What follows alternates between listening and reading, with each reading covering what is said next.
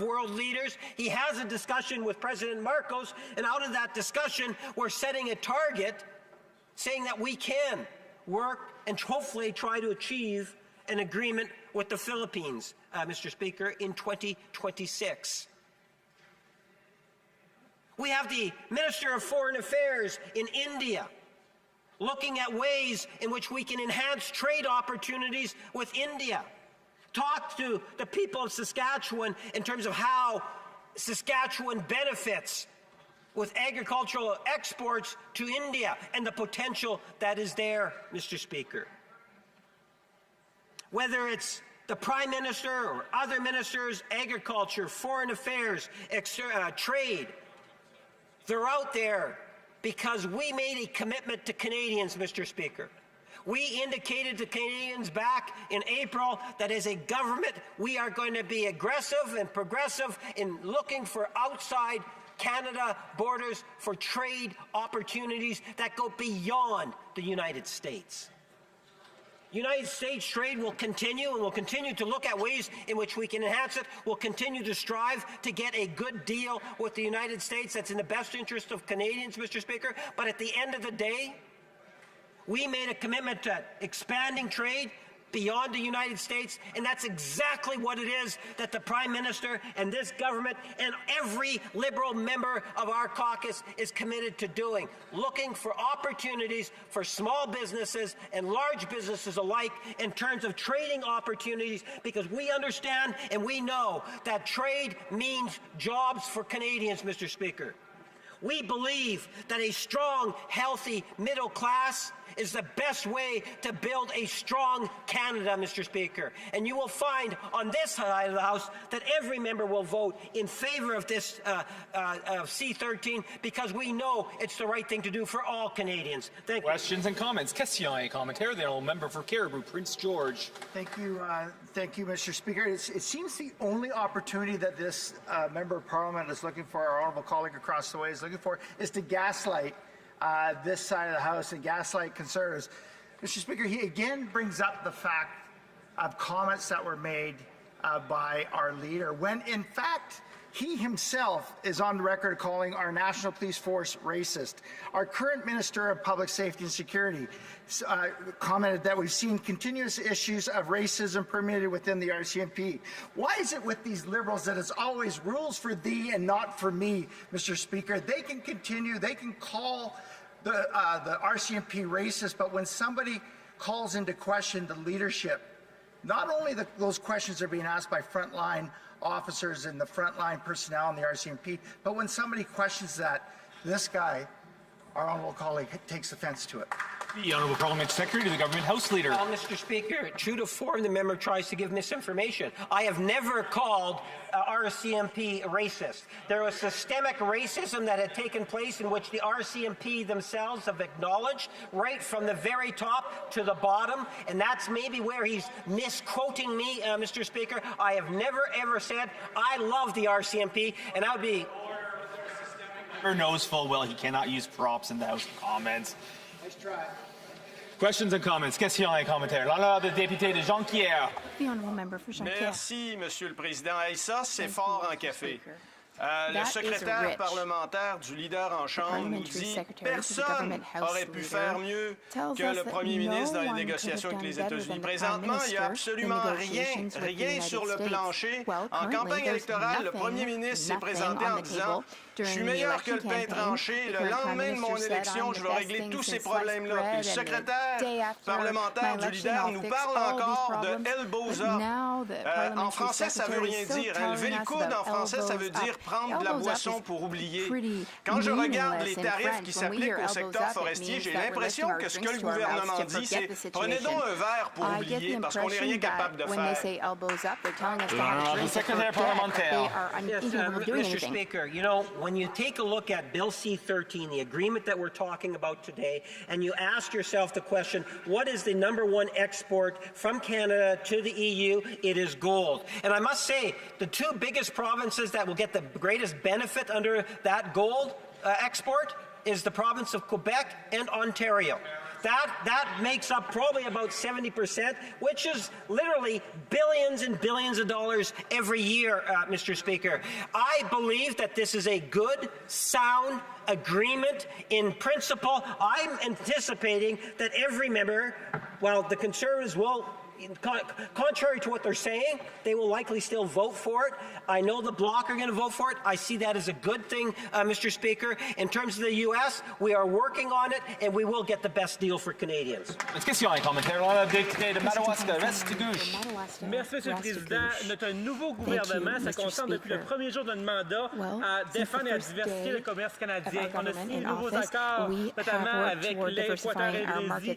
On est en discussion constante avec plusieurs de nos partenaires à l'international. In ongoing talks with many of our international partners. Here's my question to my colleague. Why is this work we're doing important to strengthen Canada's economy, and how will this benefit Canadian businesses, including the businesses in my riding of Madawaska, Restigouche, or in his riding of Winnipeg North? Thank you, Mr. Speaker. Mr. Speaker, it's an excellent question. I appreciate it. I think that we all need to recognize the true value of enhancing Canada's trading opportunities ultimately means more jobs, more good jobs from Canadians in all regions of our country.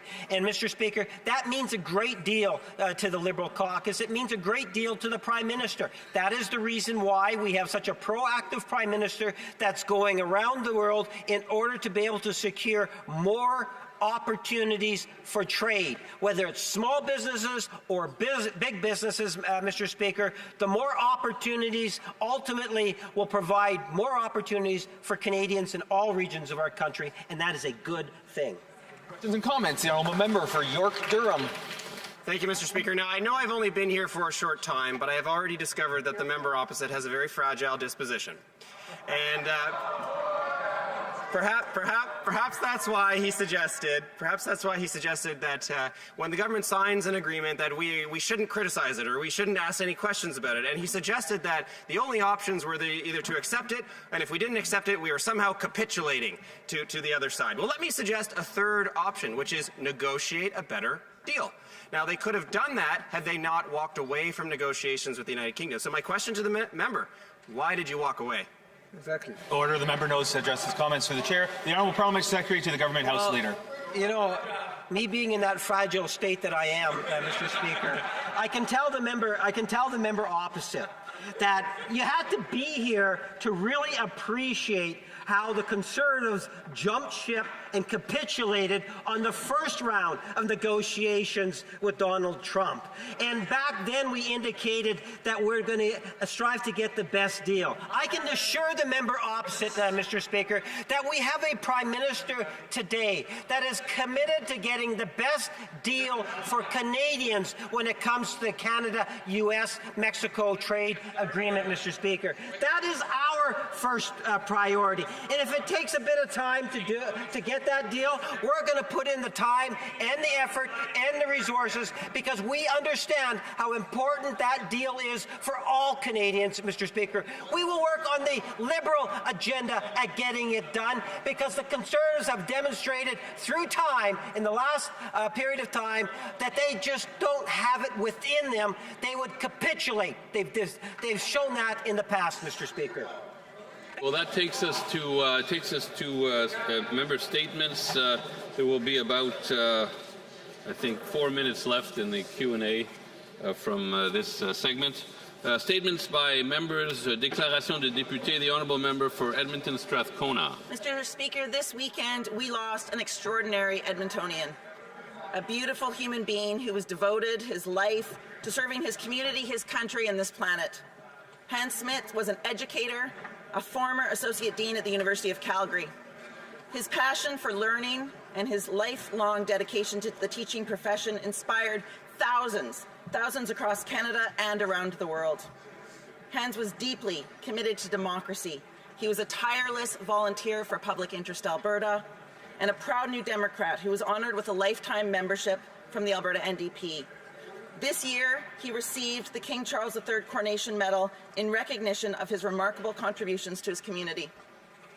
To Donna, to his family, and to the many friends, colleagues, and students who mourn him today, I offer my heartfelt condolences. Hans leaves behind a legacy of compassion, integrity, and hope. One that will continue to guide all of us who had the privilege. The honourable member for Halifax. Mr. Speaker, Halifax is a hub for vibrant and talented artists. We're home to a renowned art and design school, more than 65 galleries, dynamic performing artists, and an industry that supports thousands of jobs. Earlier this month, much of my community came together for Nocturne, a citywide event celebrating Halifax's art scene. Each October, Nocturne presents its Art at Night Festival, a free all-night celebration of visual and performing arts showcasing local, national, and international talent. This incredible event is funded in part by Heritage Canada and the Canada Council for the Arts, ensuring that artists are fairly compensated while keeping the experience open and accessible for everyone.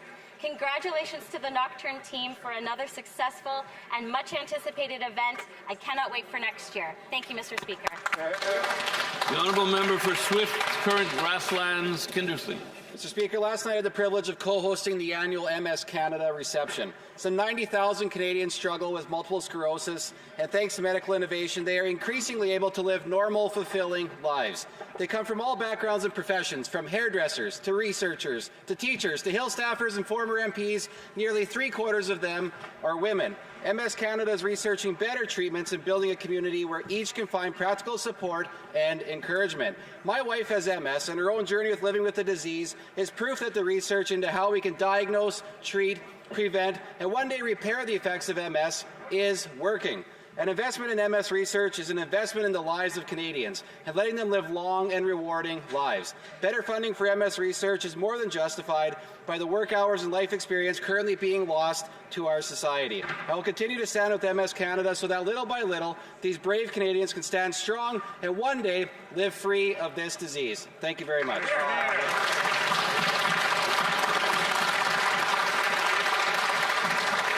The honourable member for Vancouver Granville. Mr. Speaker, I rise today in this House to congratulate my constituent, Ms. Amal Misbah, on receiving the 2025 Prime Minister's Award for Teaching Excellence in STEM. This award, Canada's highest honour for elementary and secondary school teachers, recognizes STEM educators who go above and beyond in fostering engaging learning environments and preparing students for a digital and innovation-based economy. Ms. Misbah teaches chemistry to grade 11 and 12 students at York House, an all-girls school in my riding. Described by her students as passionate and a life changer, she teaches through engaging discussion-based learning, challenging students to think critically and to focus on why things happen, rather than relying only on memorization. She adapts her lessons to suit her students' needs and feedback, helping them build confidence and develop a real understanding of chemistry. I again want to congratulate Ms. Amal Misbah on her extraordinary dedication to learning. Thank you for inspiring the next generation of scientists, innovators, and leaders. Thank you, Mr. Speaker. The honourable member for Langley Township. We have a new normal in Canada. Food banks as a lifeline for many Canadian families. Now, the Liberals like to boast that they're helping families, but here's the reality. Canada Food Banks reports 2.2 million monthly visits this year, twice what it was 6 years ago.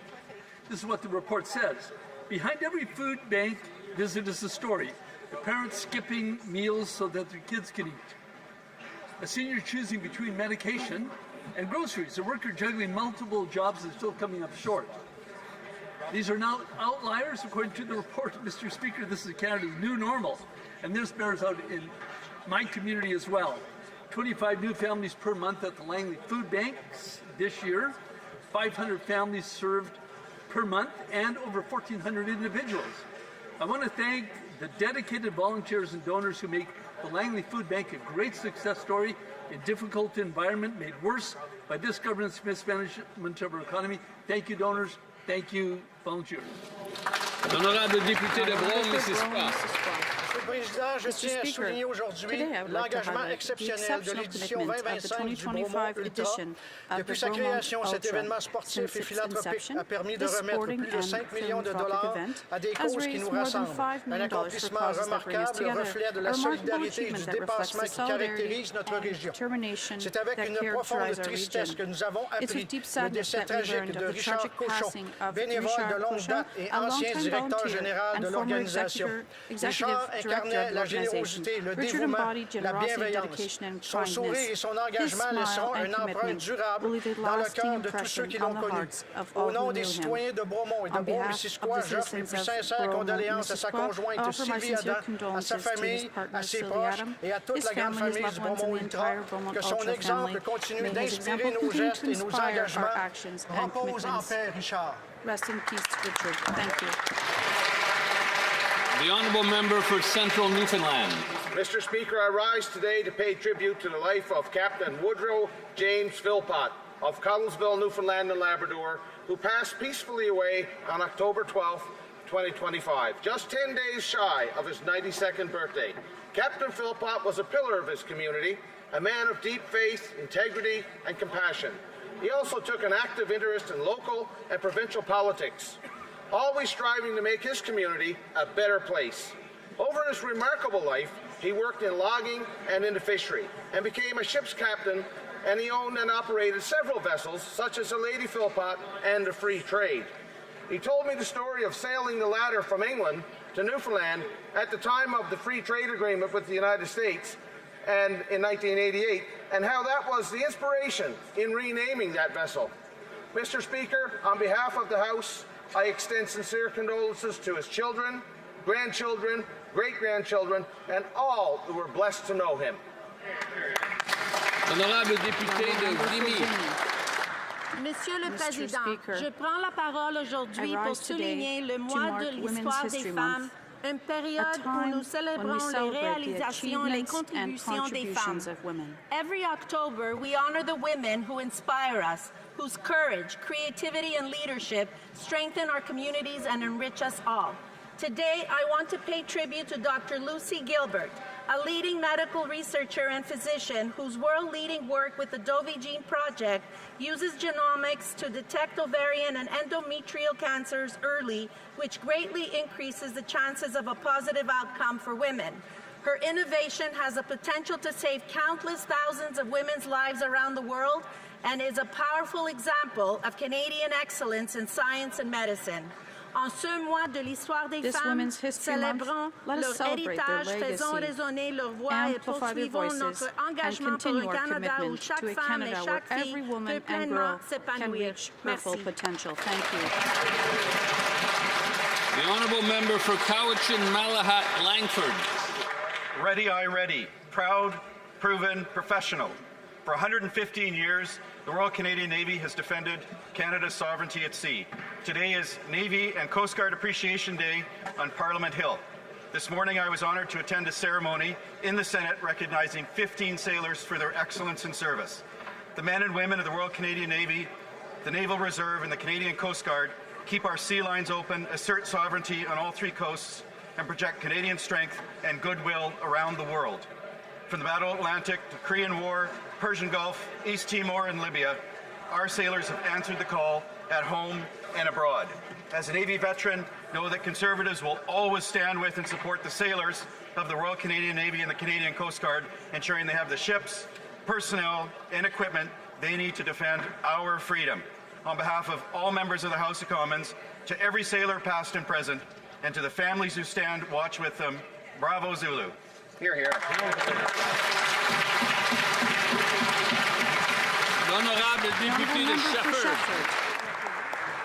Monsieur le Président, le Centre d'aide aux entreprises La Haute-Yamaska et Région a récemment soufflé ses 40 bougies. Un événement festif et rassembleur a souligné avec succès 4 décennies à contribuer au développement économique de la région. Depuis 1985, le CAE a été un partenaire essentiel de la promotion du tissu économique local en soutenant, en finançant et en accompagnant avec vigueur les entrepreneurs et les entreprises de la région.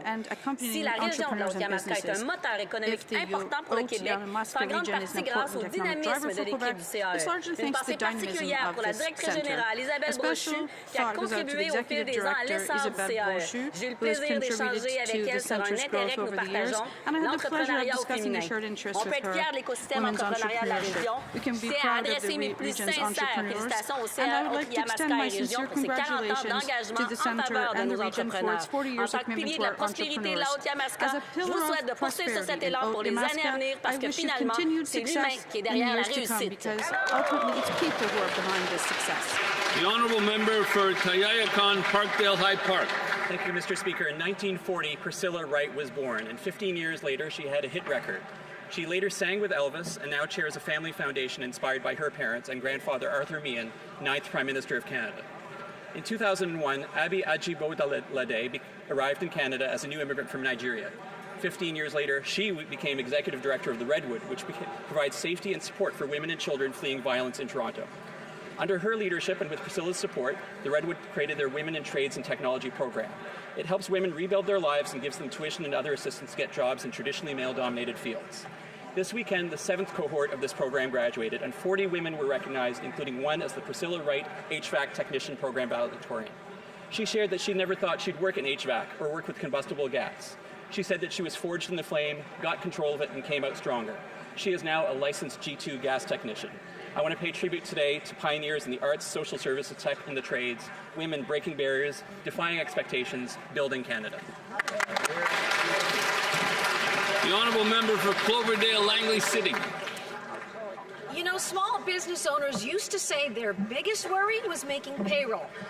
Now it's keeping their doors from being kicked in. In Vancouver, a restaurant owner, Foz, has been hit so many times by break-ins that the latest one looked like something out of a bad comic book. The thief came dressed as Spider-Man with a knife in his hand. But there's nothing funny about it. His staff are scared to come to work. He's lost over $100,000, and he's stopped calling the police because every time the same people are back on the street before the paperwork's even done. This is what happened because the Liberals brought in soft on-crime bail laws that turn revolving doors into escape hatches. Criminals walk free while honest Canadians pay the price in fear, in lost income, in shattered confidence. Canadians deserve better. We need to keep repeat violent offenders off our streets and give people the confidence to open their doors again. It's time to restore safety, restore fairness, and bring back common sense to our justice system. The honourable member for Winnipeg South Centre. Mr. Speaker, this year marks 100 years of service and compassion for the National Council of Jewish Women of Canada, the Winnipeg section. Since 1925, the Council has embodied the Jewish principle of tikkun olam, repairing the world through education, service, and social action. They helped Holocaust survivors rebuild their lives, welcomed refugees and newcomers, support women and families, and even created Canada's first seniors drop-in centre. In my community of Winnipeg South Centre, their work continues to inspire hope and strengthen the bonds that hold us together. In times of rising anti-Semitism and global conflict, their example reminds us of the power of compassion, justice, and commitment to human dignity. To all who have carried this mission forward in Winnipeg and beyond, Mazel Tov on 100 years. Thank you, Mr. Speaker. The honourable member for St. Albert, Sturgeon River. The Prime Minister's company, Brookfield, has been exposed as Canada's biggest tax dodger. According to expert analysis, Brookfield managed to avoid paying a staggering $6.5 billion in Canadian taxes through the use of offshore tax havens in just 5 years. As chair of Brookfield, the Prime Minister registered 3 multi-billion-dollar investment funds in Bermuda and the Cayman Islands, all to avoid paying taxes in Canada, funds that the Prime Minister stands to profit from in the way of future bonus pay. Canadians deserve answers about the Prime Minister's use of offshore tax havens, and today this House will be voting on getting those answers. The question is, will Liberal MPs stand with taxpayers, or will they cover for their tax-dodging Prime Minister? We'll soon find out. L'honorable député de Madawaska-Restigouche. Merci, Monsieur le Président. La semaine dernière, le REFAM, un réseau de femmes entrepreneurs, gestionnaires et professionnelles de la région du Madawaska, a décerné le prestigieux prix Femmes Entrepreneurs 2025 à un duo mère-fille inspirant, Nicole Deschaines et José Levesque, propriétaires de buffet Nicole et José. Depuis la fondation de leur entreprise en 2004 à Saint-Joseph-de-Madawaska, leur activité se sont rapidement développées pour devenir un service de traiteur reconnus dans la région. Leur capacité d'adaptation et leur souci constant d'innovation leur a permis de se démarquer dans un secteur hautement compétitif.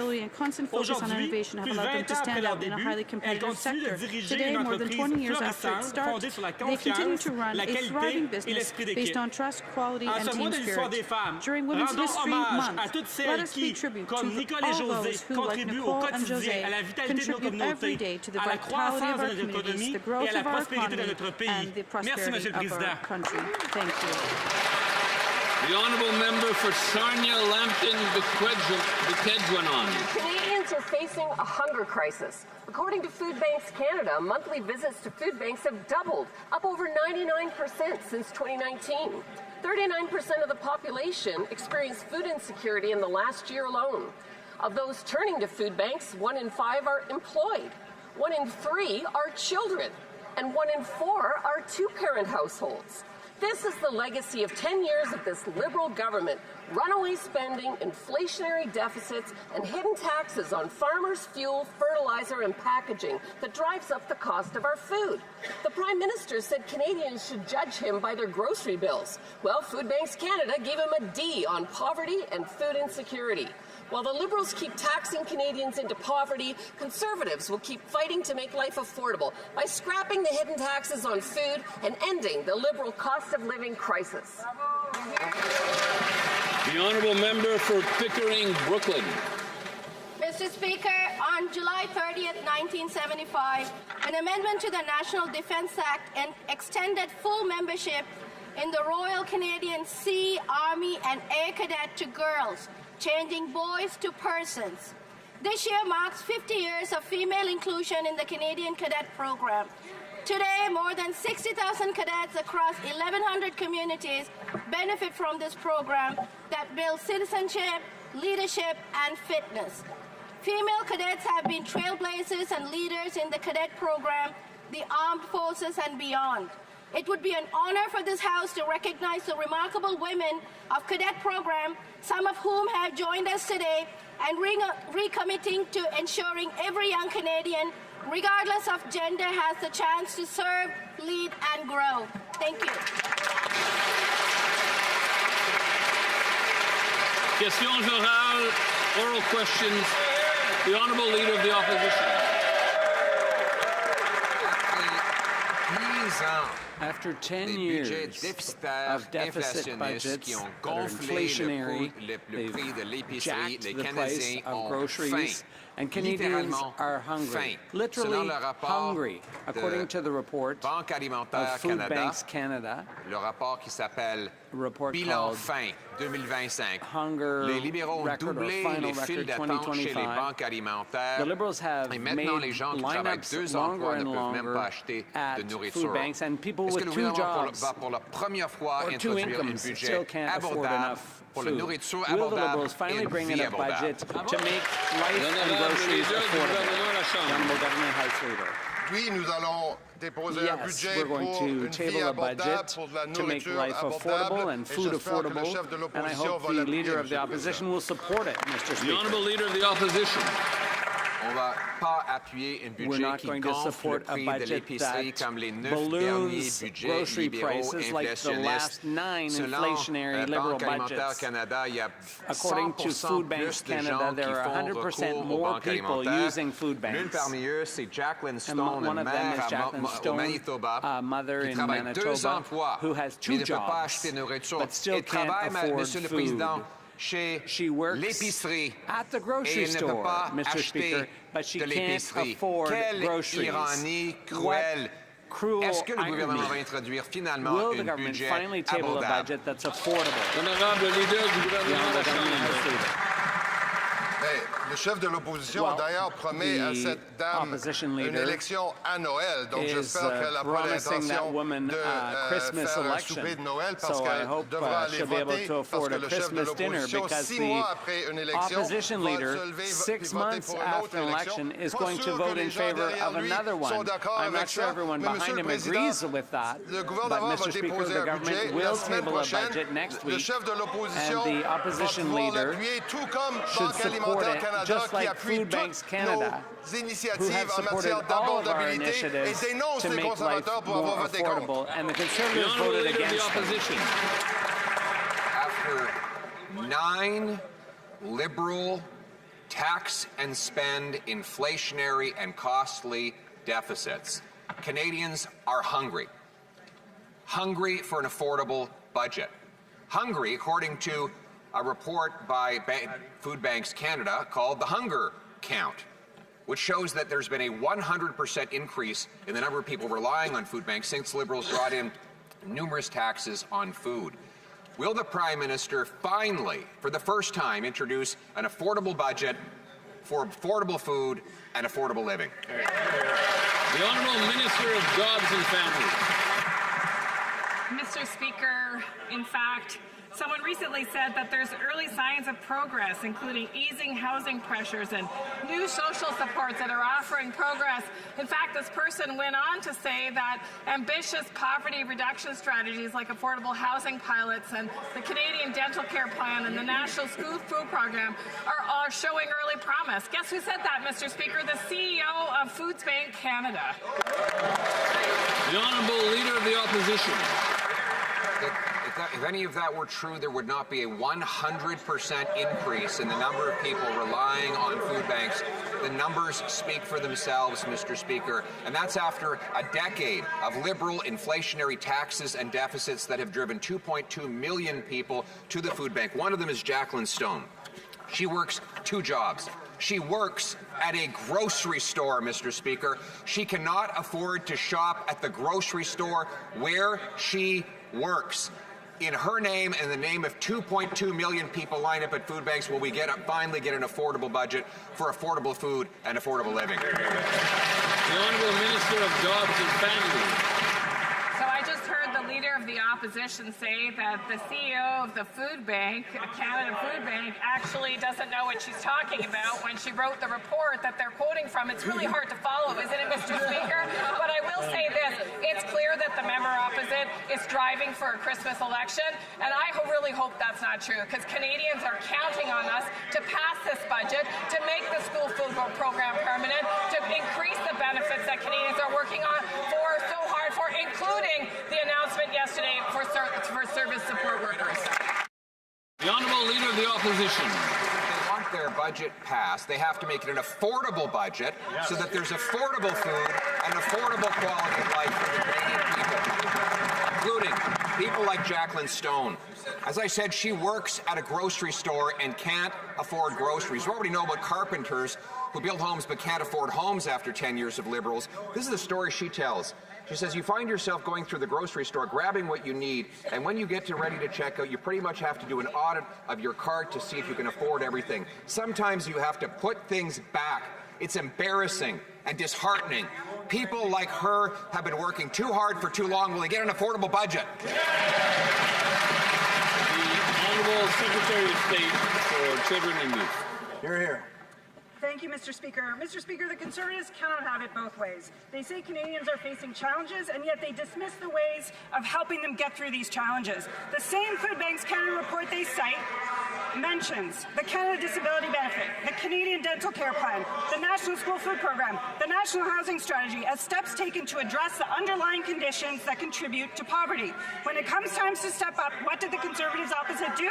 They voted against these supports. They will have another opportunity to change their tune and support that budget. The Honourable Leader of the Opposition. Mr. Speaker, if any of those promises were actually coming true, we wouldn't have a 100% increase in the number of people lined up at food banks, a number that has increased again this year after this Prime Minister took office promising that he would be judged by the prices at the grocery store. 700,000 kids, a record number, are lined up at food banks while they make phony promises that they never keep on the Liberal side of the aisle. Every dollar the government spends comes out of the pockets of Canadians who can't pay any more. The more Liberals spend, the more things cost. Will they finally bring forward an affordable budget for affordable food so Canadians can have an affordable life? The Honourable Minister of Jobs and Families. Mr. Speaker, so either the member opposite, the Leader of the Conservative Party, wants a Christmas election, or he wants to deny what's in that actual report, which is to take action to make programs that are making Canadians' lives more affordable, stronger, permanent, and more generous, which is what we've done, Mr. Speaker. That's what we're doing, and we're going to continue to do it. In fact, what the CEO has said is that we're on the right track. We have to continue to move forward, and we really hope they don't vote against these things again. L'honorable député de Belleuil-Chambly. Monsieur le Président, le Canada, donc forcément le Québec, entre de plein pied dans une des pires crises commerciales qu'on ait connues. Et ça ne s'arrange pas, ça s'en venait. Le Premier ministre a tout cédé, n'a rien reçu et se retrouve maintenant littéralement en chicane avec le président des États-Unis. Je veux savoir, et les gens doivent savoir ce que le gouvernement compte faire pour rétablir une relation décente avec les États-Unis d'Amérique. L'honorable ministre The Honourable Minister responsible for Canada-US trade. Mr. Speaker, our colleague knows full well that our government is always willing to sit down and cooperate with the American government, with the ministers in Trump's government, and to negotiate what's in the interest of Canadian industries and workers. We are always available. The Prime Minister has said that repeatedly, Mr. Speaker, but meanwhile, we're not going to sit around and wait. We're going to make sure we protect Canadian industries, that we build a strong economy here in Canada, and that we invest in all necessary industries. The Honourable Member for Belleuil-Chambly. Malgré les promesses et les prétentions pas toujours humbles du Premier ministre lors de la campagne électorale, claims by the Prime Minister during the election campaign, things haven't gotten any better. They've gotten worse. 25% de tarifs sur les camions, les tarifs sur With the l'automobile, tariffs on trucks and autos, 45% in tariffs and countervailing duties on forestry, on steel and aluminum, 50% tariffs. What do you have to say to the workers and to vulnerable consumers and investors who are being told nothing's going to change for a long time to well into 2026? The Honourable Minister. Mr. Speaker, what we're saying to investors who are looking at the Canadian economy, what are we going to say to workers in Canada who are obviously concerned about tariffs? We're going to say that the government is there, we're there to support them, to invest, to take steps, to get major projects underway, to support industries affected by customs duties and tariffs, but we also are always ready to negotiate with the U.S. to put ourselves in a better economic position. The Honourable Member for Belleuil-Chambly. Are we supposed to wait until the U.S. is in a better mood to talk? Meanwhile, there's inflation, recession, companies, plants closing down. There's nothing being done to make sure that Canada and the provinces speak from the same songbook. They're doing nothing about the loss in purchasing power. When is this government going to admit failure and cooperate so that we have at least a tiny chance of pulling something off? The Honourable Minister. Mr. Speaker, the Bloc leader knows full well that our government has always cooperated with our counterparts in the provinces and territories, with the captains of industry and with worker representatives.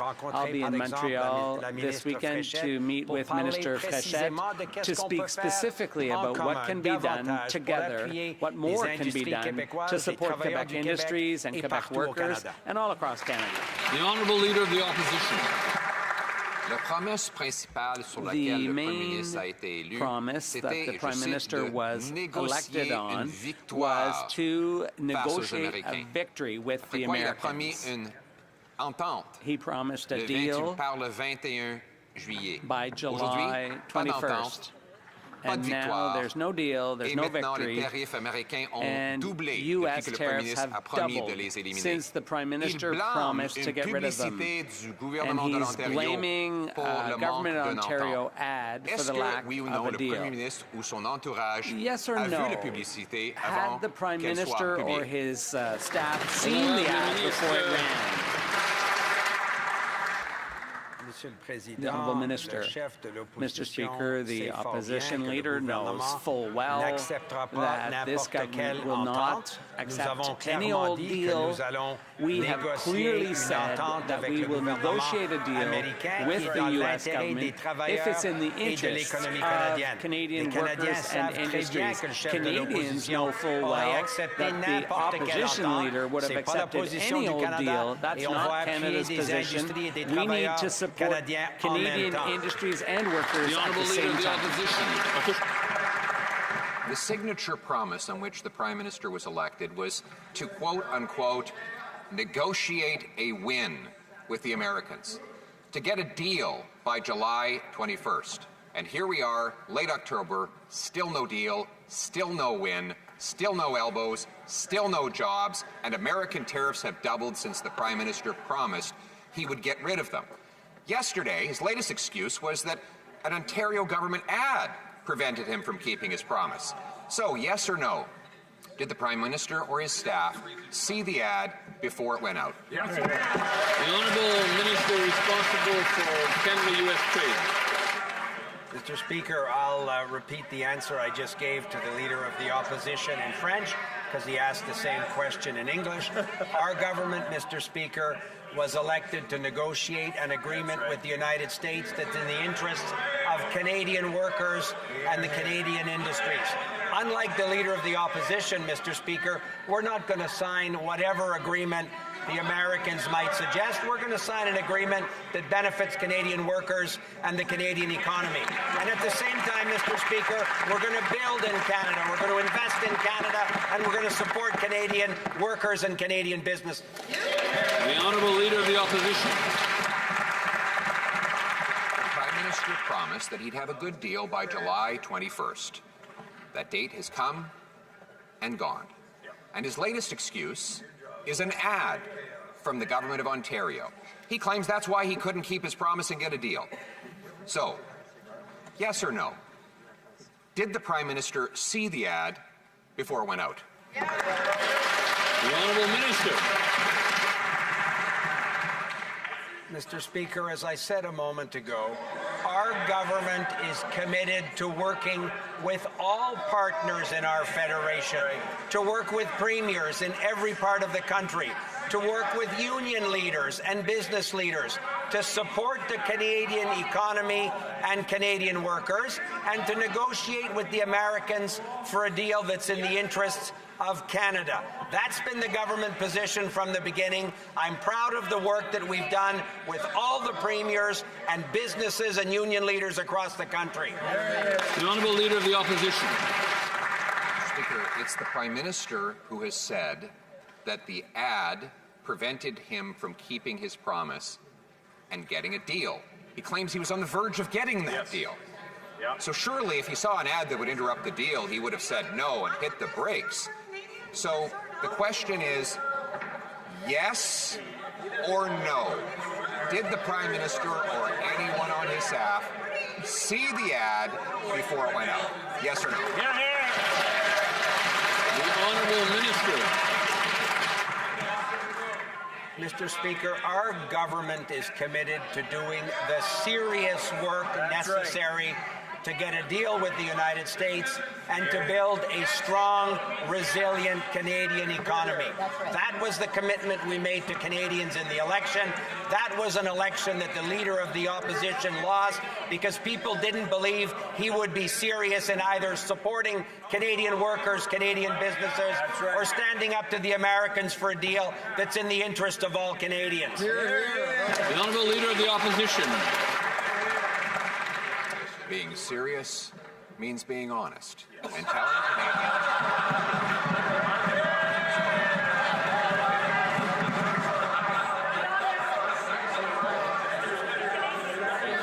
Did the Prime Minister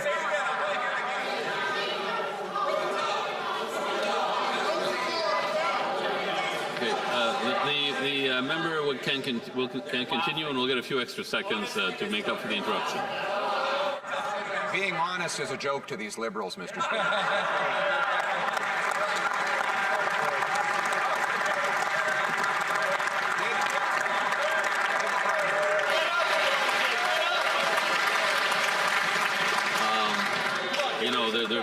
Well, there can't be too many interruptions because I can't afford that much time, but the member could continue. Did the Prime Minister or his staff see the ad before it went out? Yes or no? The Honourable Minister responsible for Canada-US trade. Mr. Speaker, I can imagine the frustration that the Leader of the Opposition feels when he sees a Prime Minister elected to take this serious economic and sovereignty challenge with all of the seriousness it deserves. That's why Canadians thought the Leader of the Opposition wasn't up to that task. That's why Canadians chose a Prime Minister who takes serious issues seriously, who will defend Canadian workers and Canadian businesses and stand up for the right deal for Canada. The Honourable Leader of the Opposition. Prime Minister says the reason he doesn't have a deal is because of an ad. Did he or his staff see the ad before it went out? Yes or no? The Honourable Minister. Again, Mr. Speaker, I can understand the Leader of the Opposition may be frustrated for a whole series of reasons. He's got a caucus meeting coming up this week. He may be very concerned about that as well. Mr. Speaker, what I can tell the Leader of the Opposition and all colleagues in the House is the Prime Minister is committed to doing the difficult, serious work necessary to build the strongest economy in the G7. That starts by supporting Canadian workers, building big in Canada again, and doing everything necessary to get the deal with the Americans that will be in the interest of Canadian workers and Canadian business. The Honourable Leader of the Opposition. Mr. Speaker, there are 100,000 more Canadian workers out of a job since the Prime Minister promised to protect their jobs. He says that they're going to get the best economy in the G7. It's the fastest shrinking economy in the G7. I met with auto workers in Windsor over the weekend who are terrified that the Prime Minister's failures are going to cost them their jobs. He looked those workers in the eyes and he said he would have a good deal by July 21st, and he broke his promise. Now he's blaming an ad. He has a duty to say whether or not he saw the ad that he says blew up the so-called deal he had. So will he do the honest thing and answer the question, did he see the ad, or is it actually his incompetence? The Honourable Minister responsible for Canada-US trade. Mr. Speaker, just because the Leader of the Opposition keeps asserting the same fake premise doesn't make it real. What is real, Mr. Speaker, is the government of Canada can control certain things. We can control investments that we make in partnership with Canadian businesses and Canadian workers to build a strong economy here. We can work with provinces and territories, as we're proud to do, to defend the Canadian economy and to work with the United States to get an agreement that will be in the interests of Canada, something the Leader of the Opposition will never get a chance to do. L'honorable député de Mirabel. Monsieur le Président, le chat est sorti du sac. Hier, le leader du gouvernement a ouvertement lancé la menace d'élection à Noël si on n'appuie pas son budget tel quel. Après zéro consultation prébudgétaire, après avoir reçu zéro témoin en comité, intégré zéro demande de l'opposition, les libéraux passent déjà au chantage au lieu de chercher des ententes. Monsieur le Président, les Québécois ont élu un gouvernement minoritaire. Minoritaire, ça veut dire s'entendre avec les autres partis. Pourquoi les libéraux se mettent pas au travail au lieu de faire des menaces d'élection? Why don't the Liberals get down to work instead of threatening elections? The Honourable Government House Leader. Puisque le député en face Since the member fait opposite l'honneur de me citer, je vais l'éclaircir has quant à la done me the honor mathématique of ici. quoting me, I'm going to give him a little math lesson. The fact is we are a minority government, but we estimate that there are enough votes to give us a mandate to table a budget and propose an economic plan to Canadians, and that includes entering into trade deals with the U.S. Canadians gave us that mandate. The only question is which opposition party is going to opt to send Canadians back to the polls at Christmas. Now remember for Mirabel, Mr. Speaker, when the Prime Minister, with this mathematician across the way, said when he said he was reaching out to the opposition, we thought it was to work together, not slap us around. And yet that promise has been broken with the threat of elections. You might say this isn't his only broken promise. He also promised to protect us from Trump.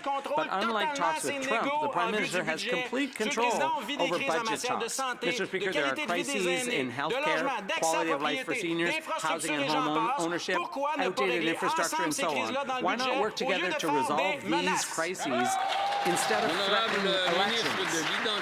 The Honourable Minister of Canadian Culture and Identity. Mr. Speaker, I'd like to reassure my honourable and friendly colleague that there's no slapping going on this side of the House. The Prime Minister met with the Bloc leader. The House leader met with the Bloc members. I myself have met with Bloc members to hear their demands for the budget. In the budget, there will be steps around affordability and housing. The Bloc has had their say on how we can help Canadians. The Honourable Member for Charlebourg, Haute-Saint-Charles. Mr. Speaker, according to Moisson, Quebec, over 84,000 people are supported each month by their network. This represents a 30% increase since 2022.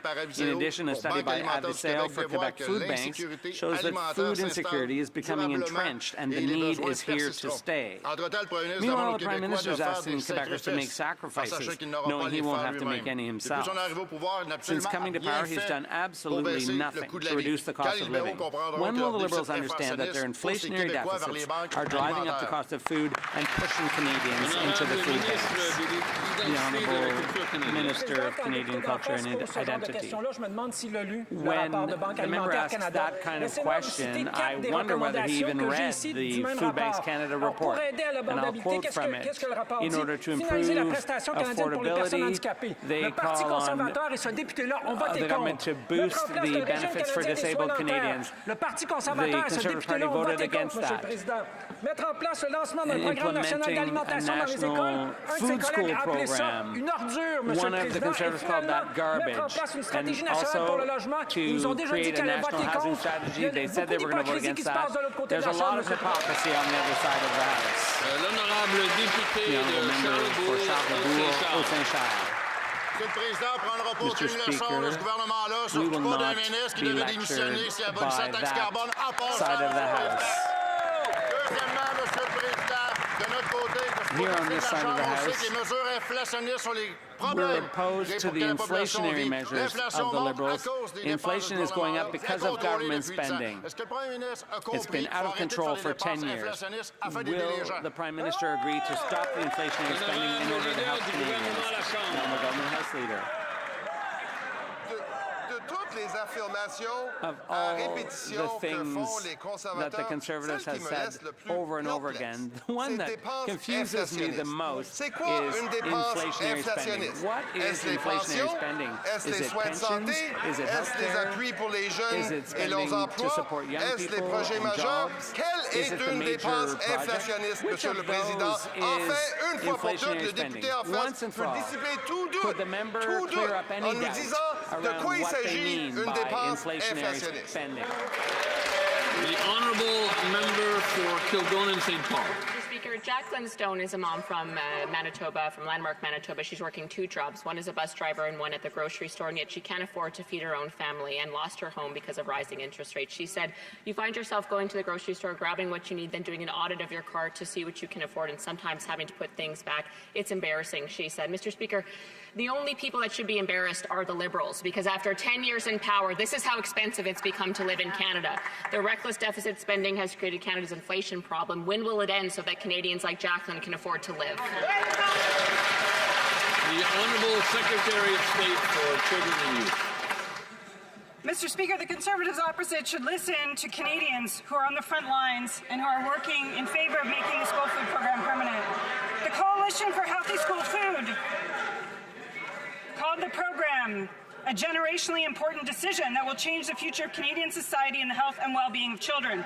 Children First Canada said this isn't about just food, it's about dignity, learning, and equity. And the Ontario Public School Boards Association said it will strengthen student well-being and success. These are Canadians on the front lines fighting food insecurity in our communities.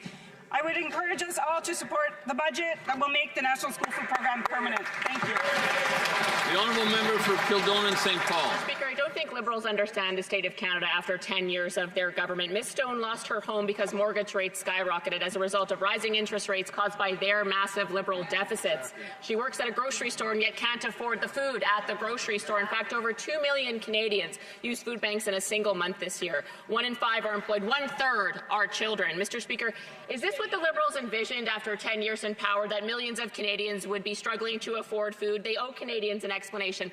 How is this possible in Canada in 2025? The Honourable Minister for Housing and Infrastructure. Thank you, Mr. Speaker. Well, the hypocrisy from Conservatives is staggering. It's unbelievable to hear this kind of outrage from Conservatives who voted against and fought against all of the affordability programs. First and foremost, housing affordability, which they've shown no support for decades. We are focused on delivering, and we're seeing results. Average rents are coming down, home prices are coming down, mortgage rates are coming down. That's affordability, Mr. Speaker. The Honourable Member for Moose Jaw Lake Centre Lanigan. Mr. Speaker, Canadians want dignity and to be able to feed their families without relying on food banks. Under this Liberal government, they can't. Food Banks Canada reports 2.2 million visits in a single month. The food bank in Moose Jaw is helping out twice as many people as they were 2 years ago. Families don't want handouts. They want their paychecks to go further so they can buy their own groceries. When will this Prime Minister stop forcing working families into food lines and start reining in their out-of-control spending so that their parents can actually afford to feed their families? The Honourable Secretary of State for Labour. Speaker, the Conservatives voted no to dental care, no to the National School Food Program, no to the Canada Child Benefit, and no to a tax cut that helped 22 million Canadians. Our government brought in these measures to make life more affordable for Canadians, to help families, support workers, build a stronger Canada. But there's good news, Mr. Speaker. There's good news. On November 4th, the Conservative Party will have another chance. A chance to say yes to Canadians and yes to measures that make a real difference in people's lives. Mr. Speaker, will they stand with Canadians or will they continue to stand in the way? The Honourable Member for Hamilton West Ancaster Dundas. In another display of arrogance and ignorance, the Conservative leader claimed that the National School Food Program is just bureaucracy. And another Conservative said that feeding hungry kids was garbage. In my riding, this program is already making a real difference, and educators say it's one of the best ways to help kids succeed. How will the Secretary of State for Children and Youth respond to this deplorable Conservative misinformation? Good question. The Honourable Secretary of State for Children and Youth. Thank you, Mr. Speaker. I would like to thank my colleague, the member from the City of Hamilton, for his question. Conservative MPs really ought to listen to the folks on the ground fighting food insecurity, like the Breakfast Club, the Coalition of Healthy School Food, the Canadian Teachers Federation, who have all called for the making of the National School Food Program to be permanent because of the positive impact it has on children. With federal funding, 9.8 million more meals will be served to children across Ontario alone, representing $800 in savings on groceries for families. Mr. Speaker, we will protect and strengthen the supports that help ensure children have the best start in life. The Honourable Member for Prince George, Peace River, Northern Rockies. Mr. Speaker, the Prime Minister promised he would negotiate a win with the United States. For British Columbia, that means negotiating a softwood lumber agreement. In response to the collapse of trade negotiations on Friday, the Prime Minister failed to even mention softwood. Since he took office, softwood tariffs tripled, going from 14% to 45%.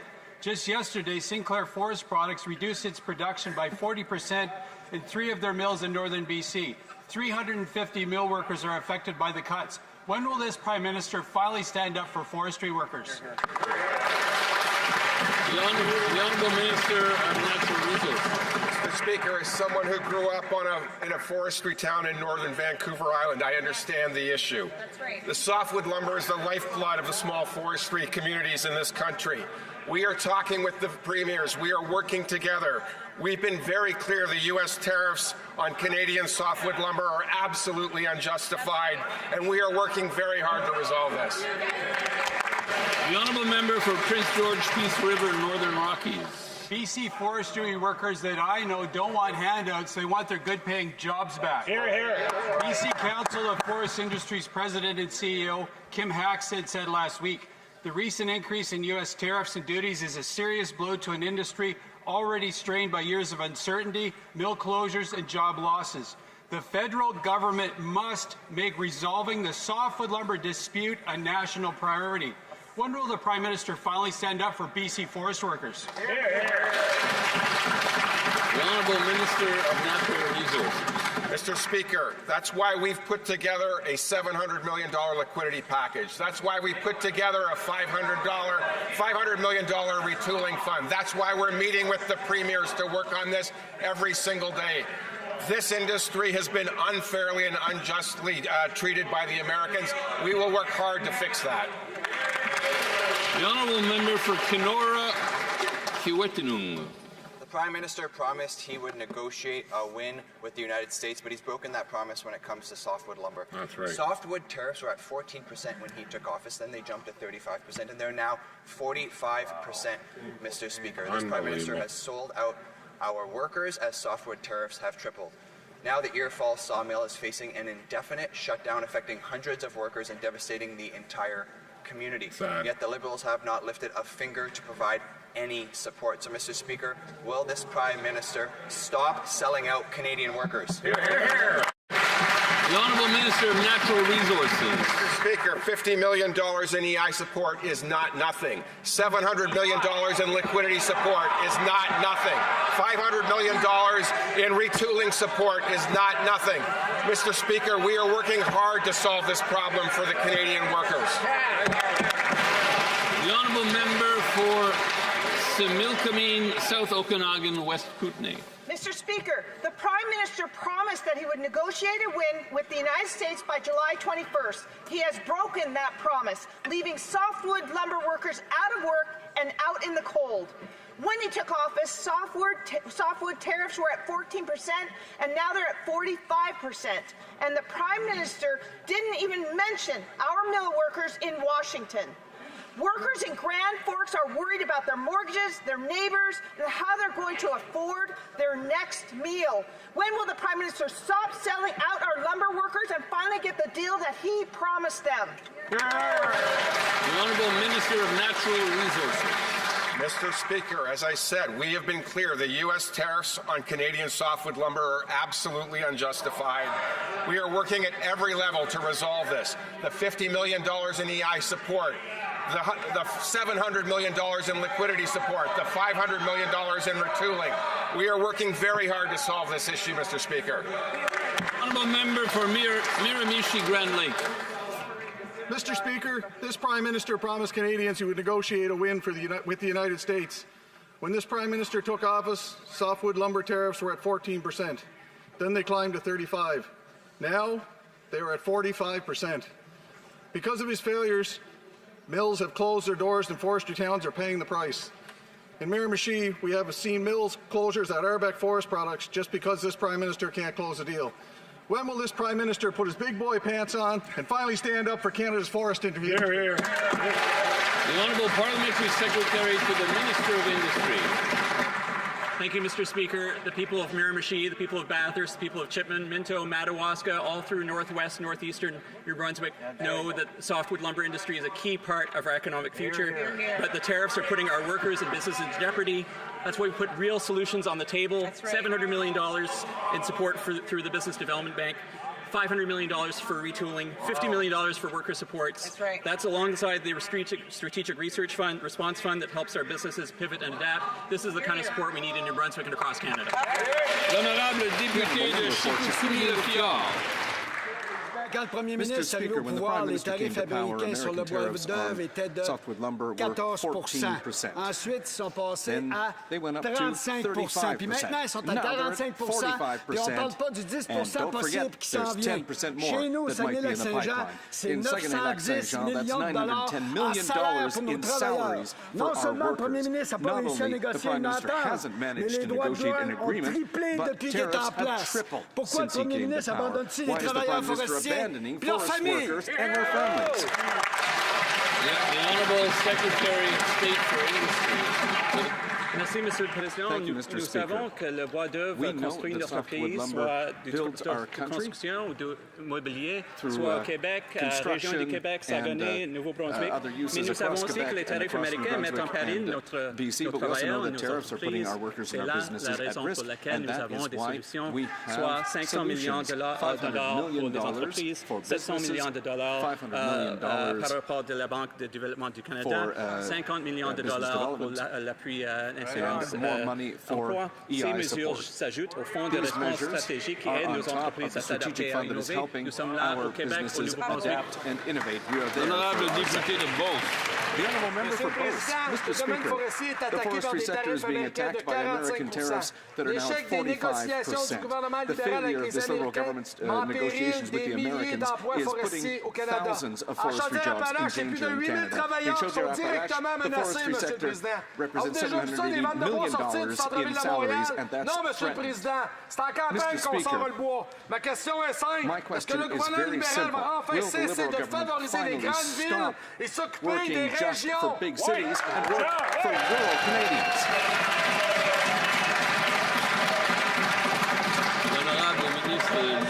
The Honourable Minister of Canadian Identity and Culture. Last Friday, I was with my colleague from the Pays d'En-Haut to meet with one of these businesses to talk with them about the measures that the federal government has put in place. $710 million in cash through the Canada Development Bank, $500 million to modernize businesses. We are working with the sector. We will be there for the softwood lumber sector, Mr. Speaker. I understand this issue. We will be there for the workers. We will be there for the communities. The Honourable Member for Kamloops, Thompson-Nicola. Mr. Speaker, I drafted Conservative Private Members Bill, Bill C-225. This is known as Bailey's Law and is the most dramatic bill to address intimate partner violence in Canadian history. Bailey's family here, Trish, Debbie, are present in Ottawa and they are watching. Mr. Speaker, they want to know, victims want to know, will the Liberals back Bill C-225, yes or no? Show some respect. The Honourable Secretary of State for Combating Crime. Mr. Speaker, the member raises a very important concern that Canadians have and our government shares. We've always stood up against gender-based violence, Mr. Speaker. We currently have a bill in the House, Bill C-9, that addresses femicide and makes it a first-degree a conditional first-degree crime in that bill, Mr. Speaker. We're also making bail harder to obtain for those accused of sexual offences, including those involving choking, suffocation, and strangulation. We're also going to be bringing a gender-based violence bill later on this year, Mr. Speaker, so we're working on all fronts. The Honourable Member for Kamloops, Thompson-Nicola. Mr. Speaker, these Liberals tell us all they're doing in Bill C-14. They could be doing more by passing Bill C-225. Mr. Speaker, I spoke with Flo Bellman and Paul Henderson. Their daughter, Darian, was killed by her intimate partner. They support this bill. Trish and Debbie support this bill. NDP Premier David Eby supports this bill. I see that minister is wearing a button. Why doesn't she swap that button for a purple ribbon and get behind this bill, let the family know, ditch the button, get the ribbon, and support this bill? Yes or no? The Honourable Secretary of State for Combating Crime. Mr. Speaker, it's not about buttons or ribbons. Of course, my button is about supporting the RCMP, and I support law enforcement across this country that often has to address a lot of these situations. It's important, Mr. Speaker, that we take important measures and steps steps to fight gender-based violence in our country, and we're doing exactly that. We have a bill in this House right now. We're bringing a very comprehensive bill in the coming weeks on gender-based violence, and I'd love to work with the member opposite to address this issue, this very serious issue, in the best way possible. L'honorable député Honoré-Mercier. Monsieur le Président, lorsque j'étais au secondaire dans le nord de l'Ontario, le programme des petits déjeuners scolaires m'avait souvent aidé. Ce n'est pas facile de le dire, mais ce programme m'a aidé à réussir mes études avec brio. Ces programmes changent des vies, Monsieur le Président. Ce ne sont pas comme l'opposition l'appelle des poubelles. Est-ce que la secrétaire d'État peut nous dire combien d'enfants ont déjà bénéficié du programme national d'alimentation scolaire? L'honorable secrétaire d'État pour l'enfance et la jeunesse. Monsieur le Président, je remercie le député Honoré-Mercier pour sa question. Au Québec, nous offrons un financement de 65 millions de dollars pour soutenir le système alimentation scolaire de la province. Ça touche plus de 700 000 élèves et 2200 écoles. En plus, notre soutien permet aux familles d'économiser $800 sur les épiceries par année. Monsieur le Président, ce programme n'est pas une poubelle. Nous le livrons pour le bien-être des enfants à travers le pays. Merci beaucoup. Honourable member for Foothills. Chinese tariffs on Canadian canola are punishing farmers and driving up food costs for Canadians. Almost 6 million tons of canola is being blocked from China, and yet the Prime Minister and the Agriculture Minister have not met with their Chinese counterparts. In fact, at committee, the Agriculture Minister admitted that he hasn't even discussed the tariffs with his Beijing counterpart. While farmers are being punished by these tariffs, the Liberals are standing on the sidelines. Will the Prime Minister, when he meets with his Chinese counterpart this week, fight for farmers, get tariff reductions, or will he come back empty-handed yet again? L'honorable secrétaire parlementaire au ministre de l'Agriculture. Merci, Monsieur le Président. Une chose qu'on peut être fier, c'est nos producteurs de canola parce qu'ils font le meilleur canola au monde. La Chine met des tarifs complètement injustifiés sur nos producteurs. Oui, le Premier ministre et le ministre de l'Agriculture sont en Asie présentement. Ils vont explorer de nouveaux marchés pour nos producteurs, mais aussi vont essayer de régler cette dispute commerciale. Mais ce n'est pas tout, Monsieur le Président. Nous sommes là pour appuyer en attendant nos producteurs avec un marché canadien du biofuel. Et aussi, on veut vraiment on soutient les producteurs avec... The honourable member for Foothills. They should be supporting Canadian producers by getting those markets back. When the tariffs were put on Canadian canola, the Prime Minister promised he'd have high-level engagement. It's been 8 months. No engagement, and the tariffs from China have actually increased. Right. And it's not just canola. Peas, pork, seafood are all facing Chinese tariffs. Canadian beef has been blocked from China since 2021. Farm families are literally paying for Liberal inaction. Yeah. Farmers deserve to be a priority. When the Prime Minister meets with the Chinese President, will he get reductions on these tariffs, or will he come home empty-handed yet again? The Honourable Minister of Foreign Affairs. Mr. Speaker, it's completely false to claim that this government is not advancing the interests of Canadian farmers and Canadian agriculture.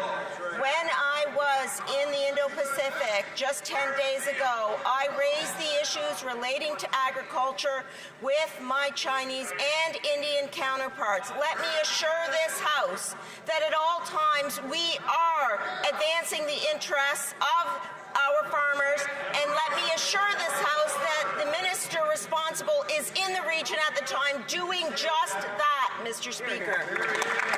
The honourable member for Swift Current Grasslands, Kindersley. Well, Mr. Speaker, the minister isn't even meeting with his counterparts on his trip, and he's proving to be as ineffective as his predecessor. Harvest on the prairies is coming to an end, and Canadian farmers are still enduring tariffs on canola and pulse products imposed by China. Exports of these crops to China have halted, and they need relief while the government is slow to act. Ahead of a meeting with the President of China, the Prime Minister says things will take time. Meanwhile, farmers' bins are full, and there's no new markets for them to go to.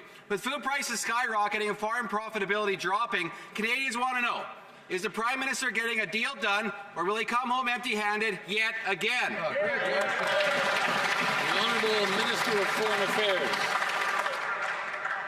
Mr. Speaker, let me reiterate, when I was in the Indo-Pacific, I reiterated the interests of Canadian farmers and the agricultural sector writ large on canola, on agricultural products, as well as on seafood and other items. Let me also reiterate that we will seek to diversify supply chains for Canadian industry across the board with countries outside and inside the region so as to grow this economy and make it the strongest in the G7.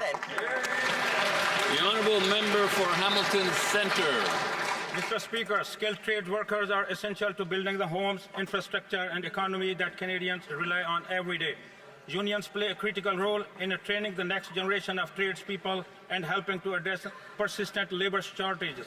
Can the Secretary of State for Labour tell this House how Budget 2025 is supporting union-based apprenticeship training and helping more Canadians building rewarding, high-paying careers in the skilled trades? Thank you. Honourable Secretary of State for Labour. Mr. Speaker, the BC building trades are in town, and their message is clear. It's time to build, and we agree with them. We're investing in major infrastructure projects across the country. We're building more homes, but none of that happens without the people who are going to do the building. That's why through Budget 2025, we're doubling the Union Training Innovation Program, strengthening the Red Seal trades, and creating more opportunities for apprentices. Mr. Speaker, this is about investing in people, investing in our workers, because when we invest in our union workers, we invest in Canada's futures. I hope the other parties join us in voting for the budget on November 4th. L'honorable député de Bellechasse-Lévis. Monsieur le Président, le Québec en est déjà à son 15e féminicide depuis le début de l'année. On apprend ce matin que depuis 2015, le nombre de femmes victimes de violences familiales a augmenté de 39% partout au Canada. Bailey McCourt est morte parce que le système ne l'a pas protégée. Gabi Renault est morte parce que le système protège plus les criminels que les victimes. Leurs familles demandent plus de protection et moins de peine bonbons. Les conservateurs, c'est bien connu, sont à l'écoute et proposent des solutions concrètes comme le projet de loi C-225. Est-ce que le gouvernement libéral peut enfin écouter les conservateurs et garder les personnes dangereuses en prison plutôt qu'à la maison? Honorable secrétaire d'État pour la nature, Secretary of State. Merci, Monsieur le Président. Thank you, Mr. C'est pas la première fois que je me lève en chambre parce que la situation pour les femmes qui sont victimes de féminicide nous touche tous à travers le Canada. J'en suis parfaitement consciente. Mais ce qui est important, c'est qu'on ait une approche large, intégrée. Et il y a déjà des projets de loi qu'on a déposés et qui vont nous permettre d'agir. Donc, on pense qu'il faut qu'on appuie plutôt la structure générale et c'est comme ça qu'on va supporter le système canadien qui va prévenir la violence faite aux femmes. Merci, Monsieur le Président. The Honourable Member for Vancouver East. Housing cost is the biggest contributing factor to the affordability crisis. Notwithstanding the promise of Build Canada homes, new homes won't materialize until years from now, and there would be no federal subsidies to ensure affordability. Renters is in a crisis now. Corporate landlords are hiking rent far beyond inflation, and ordinary Canadians are being forced out of their homes. Housing profiteers are jacking up rent by 30, 40, even 50%. National vacancy control legislation would stop this gouging cold. Will the Prime Minister bring back a national vacancy control like one we used to have before the war to protect? The Honourable Minister for Housing and Infrastructure. Thank you, Mr. Speaker, and thanks to the member for the question. This government is very focused on affordable housing and in particular non-market rental housing, starting with $1 billion that, with the support of this House on the budget, we can dedicate to transitional supportive housing for people who are homeless, people who are in shelters, get them into transitional homes with supports, they can move into permanent housing. And we're focused on tens of thousands of units of affordable rental housing that we want to build across this country. We count on the members' support in this House to do that. Thank you. The Honourable Member for Nunavut. Titiyi Iqaluit residents are protesting high grocery prices. In Cambridge Bay, even with a subsidy of $7.39, 12 bruised oranges cost $26.76. No one can afford these prices. The Northwest Company is profiting from our tax dollars while Inuit families are going hungry. Will the minister accelerate the Nutrition North review so Inuit families can finally afford food? Hear, hear. The Honourable Minister of Crown Indigenous Relations. Thank you, Mr. Speaker, and thank you to my colleague for the question. Our government is promised to overhaul Nutrition North, and work is moving ahead. We're expanding beyond retail subsidies by co-developing support for local harvesters and community food programs. Over 5,500 harvesters have received fuel, gear, and safety support, and dozens of community freezers and sharing programs are running across the north. In the Northwest Territories, a managed reindeer herd supplies hospitals and community feasts, keeping country food moving year-round. That's how we're delivering food security and affordability, led by the North and built to last, and we'll continue to work with our partners. Thank you, Mr. Speaker. Comme il est 15h11, la Chambre procédera maintenant au vote par appel nominal différé sur l'amendement de M. Barrett à la motion d'adoption du troisième rapport du Comité permanent de l'accès à l'information, de la protection des renseignements personnels et de l'éthique, convoquer les députés.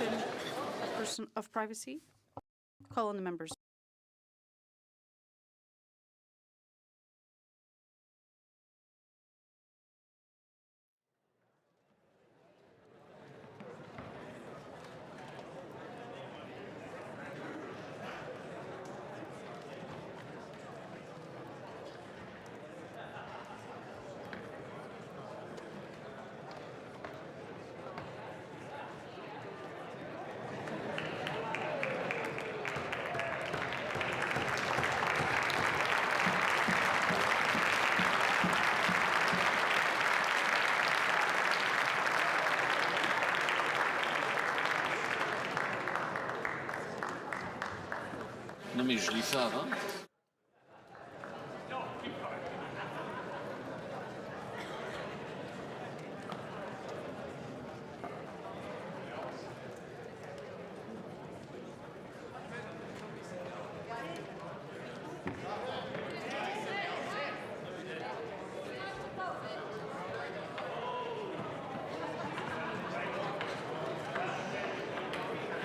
La question est la suivante. M. Brassard, appuyé par M. Jackson, propose que le troisième rapport du Comité permanent de l'accès à l'information, de la protection des renseignements personnels et de l'éthique, présenté le lundi 22 septembre 2025, soit agréé. Mr. Barrett, seconded by Mr. Cooper, moved the following amendment: that the motion be amended by deleting all the words after that and substituting the following. Shall I dispense? No. The third report of the Standing Committee on Access to Information, Privacy and Ethics presented on Monday, September 22nd, 2025, be not now concurred in, but that it be recommitted to the Committee for further consideration with a view to assessing whether the scope of the review of the Conflict of Interest Act proposed by the Committee should be amended in order to address better the concerns posed by the unprecedented extent of the Prime Minister's corporate and shareholding interests, provided that, for the purposes of this order of reference, A, the following be ordered to appear as witnesses separately for at least 2 hours each, at dates and times to be fixed by the chair of the committee, but no later than Friday, November 21st, 2025. 1. Michael Sabia, Clerk of the Privy Council and an Administrator of the Prime Minister's Conflict of Interest Screen. 2. Marc-André Blanchard, Chief of Staff to the Prime Minister and Administrator of the Prime Minister's Conflict of Interest Screen. 3. Bruce Flatt, Chief Executive Officer of Brookfield Corporation and the Prime Minister's immediate successor as Chair of the Board of Directors of Brookfield Asset Management, Inc.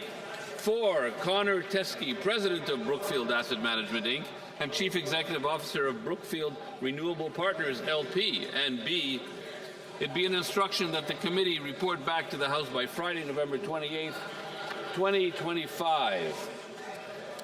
La période de 10 minutes pour les députés votant par voie électronique a été activée. La Chambre procédera maintenant au vote des députés qui participent en personne. Que tous ceux qui appuient l'amendement veuillent bien se lever. Mr. Doherty. Mr. Doherty. Mr. Schmale. Mr. Schmale. Monsieur Deltel. Monsieur Deltel. Monsieur Paulus. Monsieur Paulus.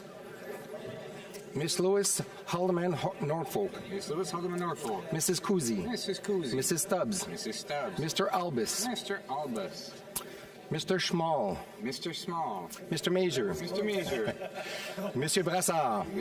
Monsieur Brassard. Mr. Moore. Mr. Moore. Monsieur Berthold. Monsieur Berthold. Mr. Workington. Mr. Workington. Mrs. Cramp-Nyman. Mrs. Cramp-Nyman. Mrs. Roberts. Mrs. Roberts. Mr. Morin. Mr. Morin. Mr. Ross. Mr. Ross. Madame Vien. Madame Vien. Monsieur Godin. Monsieur Godin. Monsieur Martel. Monsieur Martel. Miss Rempel Gardner. Miss Rempel Gardner. Mr. Cooper. Mr. Cooper. Mr. Lloyd. Mr. Lloyd. Mr. Van Pupta. Mr. Van Pupta. Mr. Kelly. Mr. Kelly. Monsieur Généreux. Monsieur Généreux. Monsieur Gould. Monsieur Gould. Mr. Tucker. Mr. Tucker. Mr. Steinley. Mr. Steinley. Mr. Zimmer. Mr. Zimmer. Mr. Lobb. Mr. Lobb. Mr. Baldinelli. Mr. Baldinelli. Mr. Davidson. Mr. Davidson. Mr. Lawrence. Mr. Lawrence. Mr. Waugh. Mr. Waugh. Miss Rood. Miss Rood. Mrs. Goodridge. Mrs. Goodridge. Miss Gladue. Miss Gladue. Mr. Majumdar. Mr. Majumdar. Mr. Ho. Mr. Ho. Mr. Dalton. Mr. Bragdon. Mr. Bragdon. Mr. Redikoff. Mr. Redikoff. Mr. Tolmie. Mr. Tolmie. Monsieur Mallette, Kapuskasing, Timmins, Mushkegowuk. Monsieur Mallette, Kapuskasing, Timmins, Mushkegowuk. Monsieur Lefebvre. Monsieur Lefebvre. Mr. Arnold. Mr. Arnold. Mrs. Gallant. Mrs. Gallant. Mr. Reed.